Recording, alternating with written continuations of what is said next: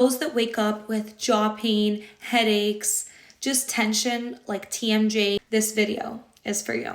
I really want to talk about bruxism today, also known as teeth clenching and grinding in your jaw. So TMJ is very common. It's due to stress because at nighttime you're grinding your teeth, perhaps during the day you're grinding your teeth. It is from stress and anxiety. But we can alleviate that. Before you break your teeth or your bank for breaking your teeth at the dentist, I would recommend trying some Botox in the masseter. Some people do also have the effect of slimming, but it does not work for everyone. And there is different dosing for different reasons. How one would dose TMJ masseter Botox is different than how one would dose facial slimming masseter Botox. That is dependent on your injector. I recommend doing this injection because it is better for you, better for your teeth, and better for your bank. Let me know what other questions you have in terms of injections, and I will answer it.